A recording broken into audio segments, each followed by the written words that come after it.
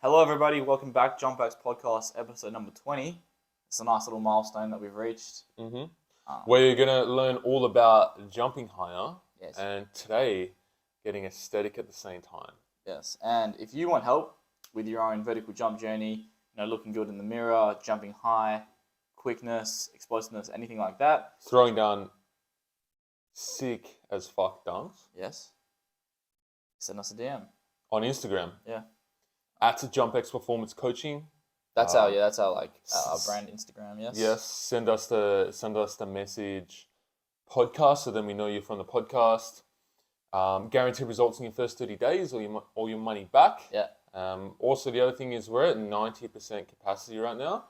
So we expect to be full in the next 3 to 4 weeks, roughly. Roughly in that time frame. Obviously, no exact time frame, but we expect to be full. And once we're full, there'll be a waiting list. So if you're on the fence of joining, now is your time, and that's just to ensure, and we're limiting how many people we take on, just to ensure that we can keep our quality of service up, all right, for each of our athletes, because at the end of the day, we don't want to take on too many people and then not be able to serve people in the way they need in order for us to get the results and care they need as well. Yeah, that's bang on. That's the main reason that we don't want to just keep taking people on and have an infinite amount of people, because at some point the quality of the product actually loses its value, and then it's kind of like, why are you doing personalized coaching if it wouldn't even if you kept getting more and more athletes, it'd become less and less personalized. Your times, your feedback times on WhatsApp groups would start getting longer, and you kind of lose the whole point of why you're doing that service to begin with. So yeah, like you said, 3 to 4 weeks, and we'll be pretty much at max capacity. And then, if you do want to join, you'd have to be on a waiting list. You'd have to wait for someone to leave, to join. Yeah. Exactly. But don't worry.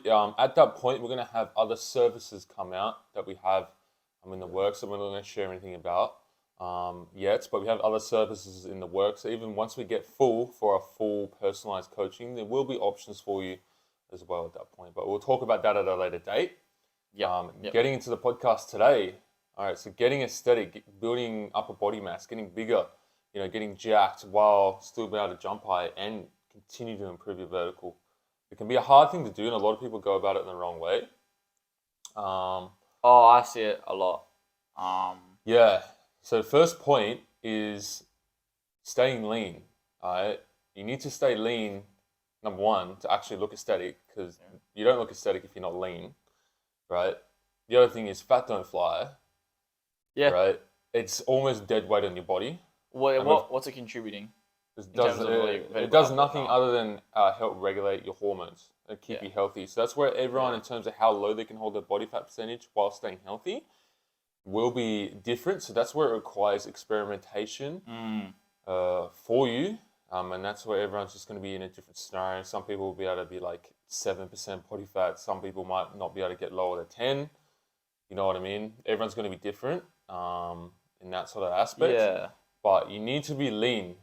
You can't be going on heavy bulks. You can't be getting fat. You can't be trying to get too big too aggressively. Yeah, and it's going to vary for everyone, what they need to prioritize, because some dudes will, they will start at a very lean point, and they'll kind of just stay lean throughout their whole vertical jump journey. Yeah. And for those guys, I wouldn't necessarily make the number one priority be getting leaner. It's more just about making sure you're eating the right macro and micronutrients, and just still progressing your weights up so your relative strength is going up. Yeah. But for a guy, if I ever see a guy and I can clearly see that they might have a bit of extra loving around the sides, then the priority shifts up a bit on the list to maybe lose a bit of fat, because even if you don't get any stronger, say your 1 rep max is 120 kilos and you're 20% body fat at 80 kilos, that's a good example, but then you lose some fat, say you're still around 80 kilos and your max goes up. Your max stays the same. You're actually going to jump higher because your relative strength is up, and more of your current weight, which is 80 kilos, is muscle. So it's actually going to contribute to jumping higher. So to clarify, it's not, you don't want to just focus on getting bigger. You need to focus on your body composition at the same time. So meaning like, kind of focusing and being aware of like where your body fat percentage is and managing that so it doesn't get too out of hand or out of hand. Because you will lose athleticism by going on a heavy bulk. You will increase your chances of injury. Everything will get worse. Like you'll look worse, you'll be less athletic, you'll get injured more regularly. Yeah. You'll get less girls as well. Like, Yeah. so, Well, I was gonna say the whole like fucking everything's dad bod worse, thing. huh? The whole fucking dad bod thing, bro. Actually, like, it's the dumbest thing It's ever. cap. It's cap. One, it's cap. Two, I've seen videos when they show a video of Chris Bumstead in his bulk, and they're like, "Yeah, I like this dad bod." Sorry, that's not a dad bod. Like, even Chris Bumstead bulked. He's not. He's Yes, not no a shit. dad bod, bro. He's got like He's still got abs. yes. So yeah. And again, with the injury thing, being too heavy, too fat is a way to get injured. But also on the other end of things, if you try and take the cut too seriously, not too seriously, sorry, too extreme, that's another way of getting hurt. Yeah, you can't be cutting too extremely either. So that's where this journey of looking good while being athletic, it's a constant balancing act, and it is quite a hard thing to do. It's harder than just being a bodybuilder. Oh, I'm just gonna get shredded. Oh, I'm just gonna bulk up. You know what I mean? Because you got to manage your athleticism at the same time. Yeah, there's more variables you need to worry about. It's more of a chemistry project. Yeah, yeah. So. The other thing is, okay, so obviously you need to be building muscle, right? Mm-hmm. How you should go about building muscle, it's very simple, guys. Just focus on compound movements. So bench press, incline bench press, overhead shoulder press, dumbbell, barbell, pull downs, weighted pull-ups with dips. Calisthenics movements I rate a lot. I know you don't do too much in the realm of calisthenics, like weighted pull-ups and dips and all that sort of stuff. But if the boys are doing it, I'll hop in. But yeah, the thing with that stuff is if you're getting stronger on those things, your relative strength is getting higher. As long as your body body weight's your body weight's not climbing too much. So that's where they can be super helpful. Yep. As well. So just those basic movements, weighted pull-ups, weighted dips, all those sort of things, and just focusing on getting stronger at them over time. It's very simple, guys. Very simple.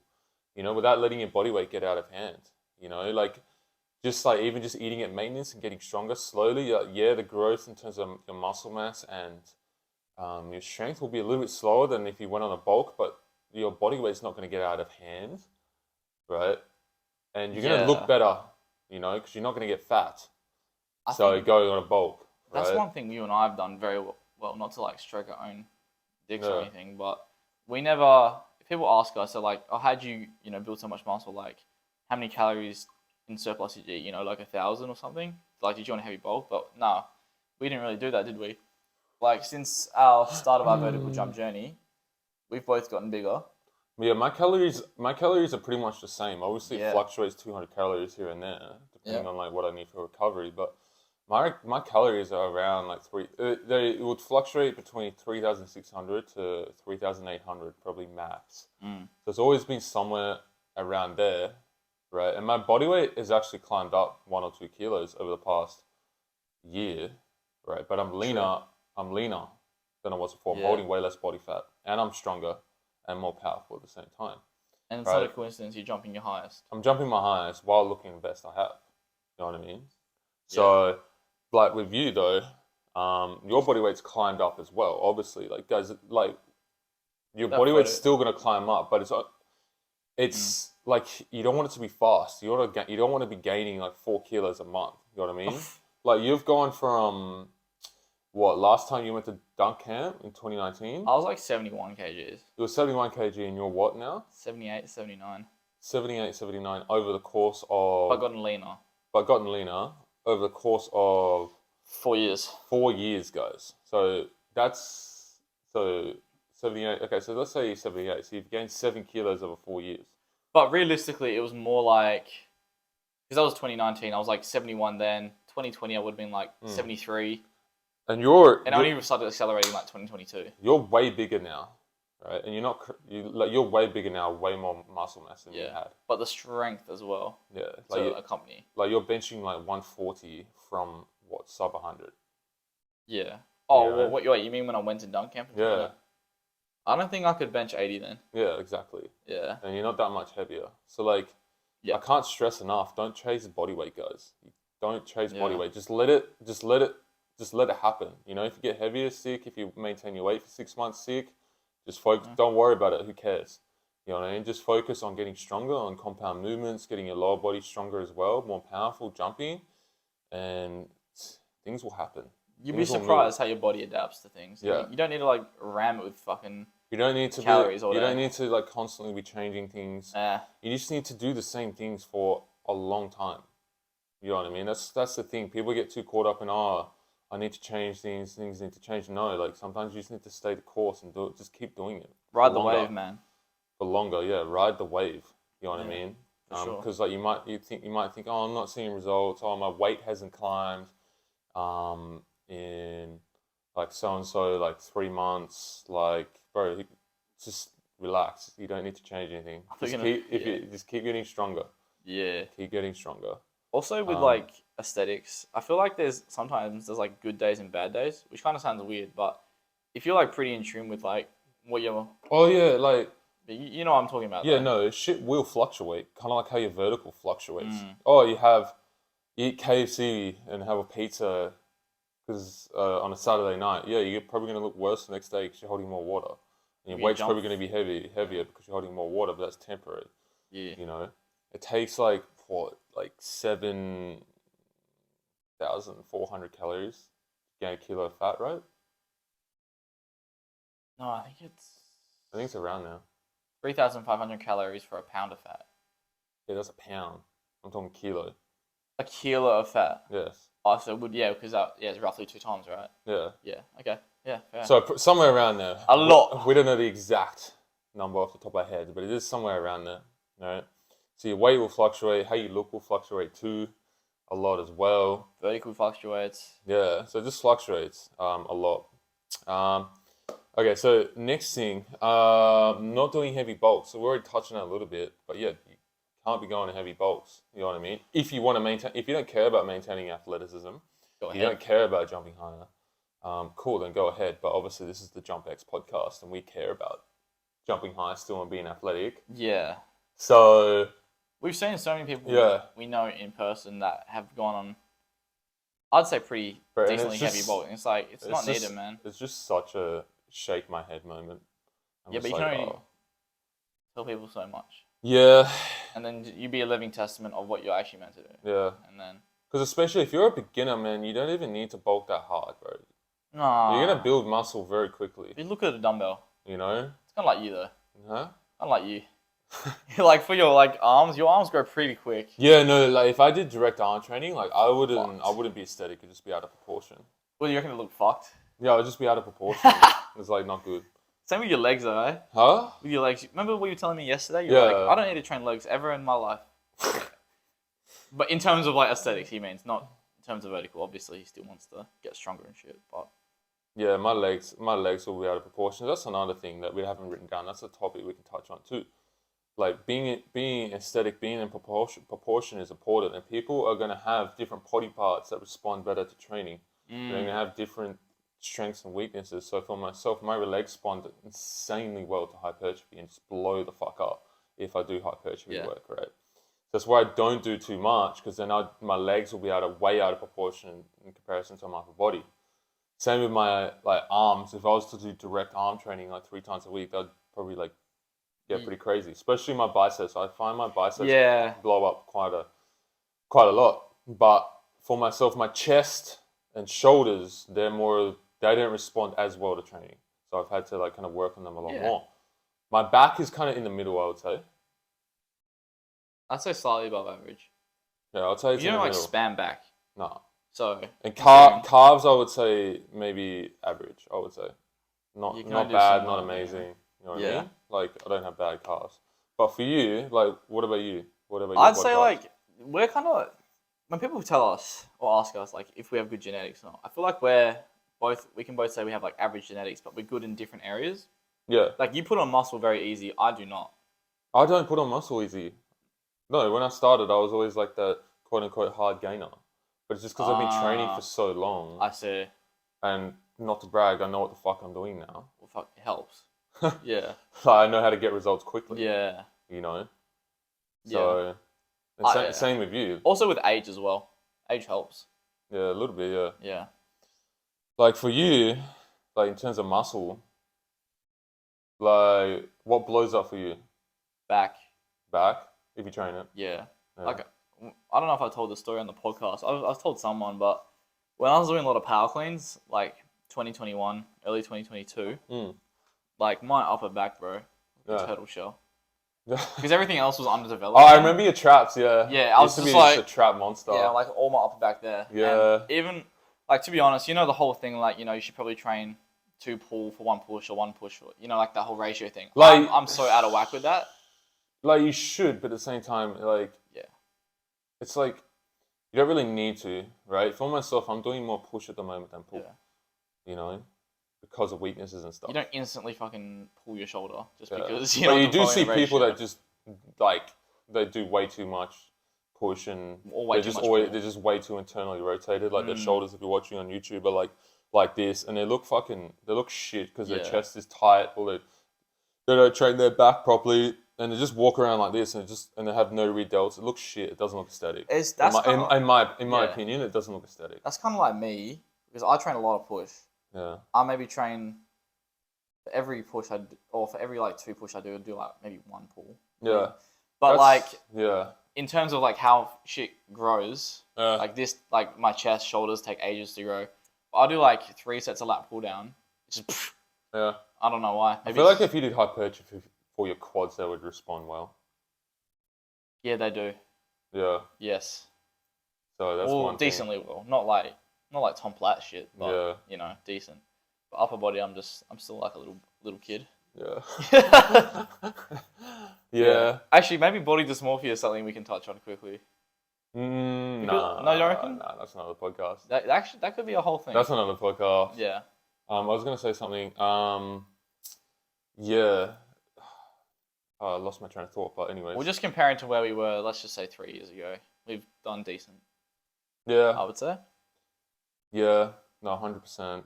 100%. I was gonna say something really good, but I've just. What was it in relation to? What we're talking about? Yeah, quads, Tom Platts. No. Okay. I lost my train of thought. Hopefully, it'll come back to me. But anyways, we'll touch on to the next topic. Obviously, the important thing in maintaining athleticism is obviously you want your relative strength to outpace how fast your body weight is growing. Right. So that's why you can't go on a heavy bulk. That's why you need to ensure your body weight's not climbing too quickly, because you need your relative strength to be constantly, if you want to continually get athletic, your relative strength / power, we'll go / power, needs to be outpacing how fast your body weight is growing, right? And that's why you're jumping higher still while getting bigger, because your relative strength of power is outpacing how much your body weight has gone up, right? You've only added 7 kilos in the past 4 years, right? But your strength has outpaced that tremendously. That's why you're jumping higher. Versus if it didn't, your relative strength didn't climb, you would probably be jumping the same. Yeah. Or maybe a little bit better just because of like technique improvements, maybe elasticity. Maybe. But not the extent. Exactly. So. And that's the key. That's the key thing here, guys. And that's the key thing you guys need to take away here. Is your relative strength of power. We've got a little doggy in the room. I don't know. She'll come. No, she won't. She'll be like. Just roaming, man. But yeah, that needs to be outpacing your body weight. And that's why you can't get fat. That's why you need to stay lean. Yeah. And don't just think, Austin Tom said as long as my relative strength goes up, I'll jump higher. Don't stop jumping. Don't stop doing plyos and shit. That's not the main thing that helps you jump higher. Just like it's important. Pasta isn't the main ingredient in creating spaghetti bolognese. You gotta have the mince, you gotta have all the flavors and all that sort of shit, right? Plain pasta. You don't just have plain pasta and I'm eating spaghetti bolognese, you know. But it's just a key factor and key driver. It's important. It's still one of the main ingredients. Yes. But it's not like you don't get the full dish, the full athletic potential sort of thing. Yes. Do you remember what you were gonna say? Yeah, so I can't remember, but I guess it was like along the lines of weaknesses. Like it's like if you guys have weaknesses, like it's okay to do extra volume, and you will need to do extra volume. Like on them. You know, like you don't need to have that whole ratio or push pull 1-to-1, right? Oh, that's what I was gonna say. I remember what I was gonna say. Okay. So like body parts are important for being aesthetic. Oh. So like one of the most underrated, and you've probably heard this because it's a cliche thing now to say it's underrated, Yeah. right? But it still is fucking underrated, and I see it all the time, and it's fucking annoying. To be honest, like people just do not train their rear delts enough. Yeah. And rear delts is what it's like. I would say it's like 70% of what makes your shoulder looks good. Like So legit, shoulders in general, though. legit. Yeah. Because you can see your rear delt from the front. If You it's can big see enough. it from a 45-degree angle. Yeah.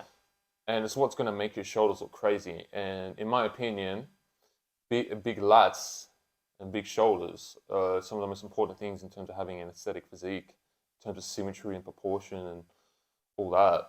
Mm. You know, because you want that V taper. So getting your lats bigger, getting your shoulders bigger, getting your rear delts, your lateral delts, side delts bigger, I think needs to be a priority, right? Yeah. Along with obviously your chest, too. Yeah. I think those are the main muscles in terms of having an aesthetic physique, right? Because you look at someone like David Lade, right? His biceps aren't It's insane. very aesthetic, huh? His biceps aren't He like doesn't have insanely good. big. He doesn't have good arms, to be honest. They're fine. They're fine, but he doesn't have good arms. But Yeah. he's still seen as one of the most aesthetic people in the world. Why? Because of shoulders, because of lats, because of chest, and being lean and having a small waist. Yeah, it's the. So they're the main things. If you guys want to look aesthetic, they're the main things to focus on. You know what I mean? Obviously, arms. Everyone wants big arms, but if you want to actually be aesthetic, I don't think they're as important as people make them out to be. Obviously, if you're doing bodybuilding, it's a different story, right? But even then. You know. Yeah. But I think arms, in my opinion, are a little bit overrated.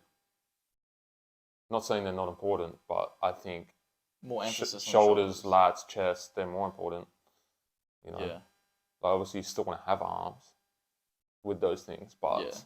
you know, Yeah. you don't want, you'd rather, you're going to look more aesthetic with bigger shoulders, bigger lats, bigger chest, versus if you didn't have those things and had bigger arms. Yeah, if you had to choose one of the two, Yeah, you'd choose the shoulders yeah, and lats. But I will say this. Obviously, we're talking about all this upper body stuff for dunkers, for jumpers, for athletes. Now, I will say this. I've run into this issue a few times and still constantly like battling back and forth with it. Is like just upper body tightness. yeah, You might not think, how does this impact me? But if you think about it, like if you're trying to reach for a dunk for whatever you're doing, and you've got like tight lats, you know, you might not be able to reach. You might lose like 2 inches like that. And as you guys know, 1 to 2 inches is massive, right? So you know, make sure you're stretching your upper body. Obviously, after your workout. Yeah. What are you gonna say, I wouldn't something? even say you need to stretch your upper body. Or just go through a full range of motion. Yeah. Yeah. Well, you know what I mean, though. Like, So, like, keep it mobile. The best exercise I've found, in my opinion, to fix that issue is dumbbell pullovers with a full Oh, you're stretch. talking about for lat? Yes, Yeah. with a full stretch, trying to Yeah, this lengthen shit, bro. and stretch as much as possible. Ugh. Right, especially if you drop your hips while doing it too.